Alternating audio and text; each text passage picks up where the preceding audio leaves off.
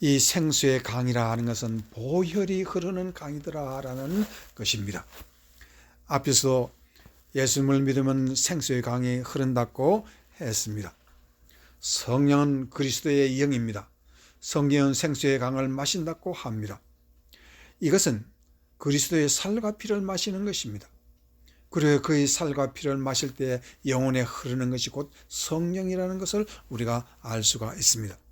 그리하여서 믿음으로 나는 죽고 예수 그리스도가 삶으로써 성령의 생명의 그 원리가 우리에게 역사하는 것입니다. 이제 창세기 1장을 한번 봐야 되겠습니다. 창세기 1장 27, 28절에 보면은 다음과 같은 하나님께서 사람 창조의 원리를 거기에 말하고 있습니다.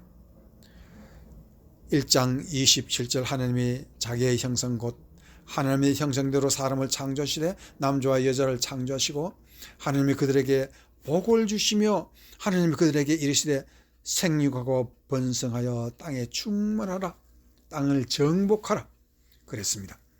창조의 원리의 가장 중요한 것은요, 모든 이 세상의 생명들은 종류대로 지었다 해서 종류라는 말은 종의 법칙, 유전 법칙에 따라서 지었다고 하시지만은 하나님께서 사람을 지을 때는 사람은 하나님의 형상대로 지었다는 해서 이 세상 과학 법칙에 따르는 것이 아니라 인생이라는 것은 성령의 법칙에 따라서 믿음의 법칙으로 우리를 지으셨다라는 것입니다. 그러면 사람이 산다는 것은 과학 법칙으로 따라 살면은 거기에는 반드시 멸망이 있지만은 성령의 법칙을 따라서 믿음을 가지고 산다면 그 사람이란 영원한 복이 있다고 말을 하고 있습니다. 여러분이 잘 아시는 바와 같이 이 세상에는요, 하나님께서 우리에게 주신 이 복, 다스리는 복을 우리에게 주셨지만은 그것은 잃어버렸습니다. 무슨 법입니까?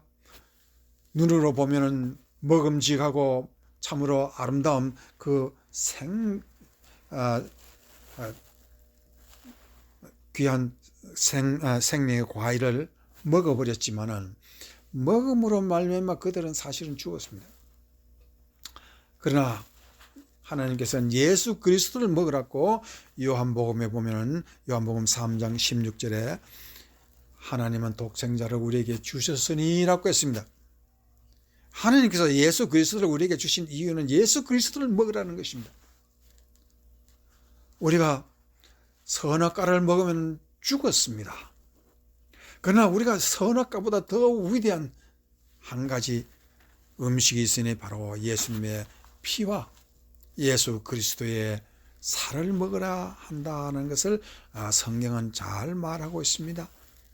그런데 이 하나님께서 우리에게 주신 복이라는 것은 다스리는 복입니다. 그 다스리는 복이라는 것은 우리가 다 아는 바와 같이 하나님께서 아브라함을 불러서 그에게 복을 주시는데 어떤 복을 주셨나 하면은요, 아브라함을 불러서 처음 주시는 것은 믿음이요, 믿음을 통해서 복을 함께 주신다. 믿음과 복이라는 것은 항상 함께 갑니다. 떨어질 수 없는 것이 믿음과 복의 원칙입니다. 그런데 아브라함에게 주신 복이라는 것을 보면은요, 그의 복은 별처럼 많은 자녀를 다스리는 아버지의 권세를 주시고 바다의 모래알 같은 많은 세상을 다스리는 왕의 복이 그에게 있었습니다. 하나님께서는 에덴 동산에서 이 선악과를 먹기 전에는 하나님의 다스리는 복을 주셨는데 그 다스리는 복을 잃어버리니까 어떠한 사람이 되었습니까? 다스림을 받는 존재가 되었습니다. 운명의 다스림을 받고 무지의 다스림을 받고 가난의 다스림을 받고 또한 우리가 알지 못하는 모든 질병이 우리를 다스렸습니다. 그러나 이제 예수 그리스도께서 오늘 우리에게 말씀하시는 생명의 강, 생수의 강을 통해서 우리의 가슴 속에 보혈이 흐를 때 우리는 다스리는 자로 역사한다는 것을 말을 하고 있습니다. 그런데 요한복음 1장 요한 1서 5장입니다. 요한 1서 5장 7, 8절 요한 1서 5장 7, 8절을 보아야 오늘 제가 말씀드리고자 하는 뜻을 이해하게 될 것입니다.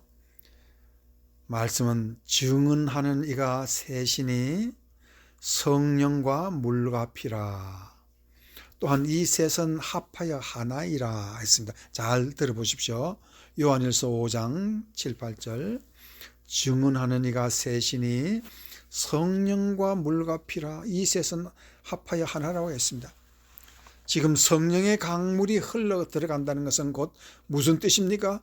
예수 그리스도의 보혈의 강이 흘러 들어가는 것입니다. 이 보혈의 강이라는 것은 또 어떤 것입니까? 물입니다. 예수 그리스도의 말씀의 강물입니다. 하나님께서 우리의 생수의 강을 우리에게 흘러주신다는 것은요, 성령의 강을 흘려주시고 보혈의 강을 흘려주시고 우리 하나님의 말씀의 강이 우리에게 흐를 때 그것이 바로 성령이 역사하시는 새로운 생명의 강이라는 것을 말하고 있습니다. 그래서 우리는 이와 같이 성령의 강이 흐를 때 우리는 승리하고 이 세상을 다스리는 자가 된다는 것도 우리는 알 수가 있습니다. 로마서 8장 35절 37절. 누가 우리를 그리스도의 사랑에서 끊으리요? 환난이나 공고나 박해나 기근이나 적신이나 위험이나 칼이랴. 기록된 바 우리가 종일 주를 위하여 죽임을 당하게 되며 도살을 당할 양같이 여김을 받았나이다 한것 같으니라. 그러나 이 모든 일에 우리를 사랑하시는 이로 말미암아 우리가 넉넉히 이기느니라 라고 로마서 8장 37절에 승리를 고백하고 있습니다. 사랑, 예수 그리스도의 그 사랑이 어떻게 증명되었습니까? 우리 가슴 속에 흐르는 성령의 강, 우리 가슴 속에 말씀의 강, 우리 가슴 속에 흐르는 예수 그리스도의 보혈의 강이 우리의 죄를 씻고 우리의 어리석음을 씻고 우리의 질병을 씻고 우리의 연약을 씻음으로 말미암아 넉넉히 이긴다고 말을 하였고, 그러므로 예수님께서는 우리에게 겉옷을 취하며 속옷까지 내어주라고 하였고 우리의 왼뺨을 치며 오른뺨도 내어주라고 하십니다. 그렇게 해서 너희가 이 세상에 살면서 넉넉히 이기는 것을 하나님 앞에 증명하라고 말을 하고 있습니다. 그래서 요한일서 3장 2절에는 사랑하는 자들아, 우리가 지금은 하나님의 자녀라 장래에 어떻게 날지는 아직 나타나지 아니하였으나 그가 나타나시면 우리와 그와 같은 줄 아는 것은 그의 참모습 그대로 볼 것임이니라고 말했습니다. 우리 속에 그리스도의 보혈의 강이 흐르는 어느 날 우리가 하나님 앞에 나타날 때가 있습니다. 우리가 하나님 앞에 나타날 때 우리의 모습이 예수 그리스도의 형상과 똑같다는 것입니다. 이와 같은 영광의 메시지를 우리에게 주는 이유가 어디 있습니까? 우리가 언젠가는 하나님 앞에 나타난다는 것입니다. 그 하나님 앞에 나타날 때 우리가 과연 무슨 말 하겠습니까? 우리가 이 세상에 죄만 지었다고 하겠습니까? 우리가 하나님 앞에 할 얘기는 무엇입니까? 그래서 고린도전서 13장 12절에도 우리가 지금은 거울로 보는 것 같이 희미하나 그때는 얼굴과 얼굴을 대하여 볼 것이요 지금은 내가 부분적으로 하나 그때는 주께서 나를 아시는 바와 같이 내가 온전히 알리라고 말을 하고 있습니다.